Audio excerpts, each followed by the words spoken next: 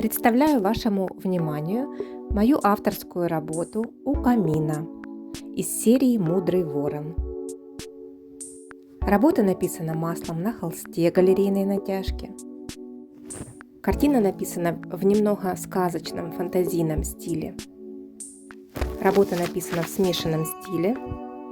Использовался мастихин, поэтому картина имеет объемный вид.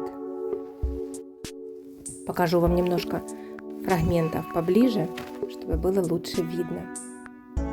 Работа подписана мною, как автором, с двух сторон и имеет все необходимые документы, свидетельствующие об авторстве и подлинности работы. Торцы работы прокрашены в основные цвета, поэтому оформление в раму или багет не требуется. Эта работа продается. Если она вас заинтересовала, пишите мне в сообщении или комментарии.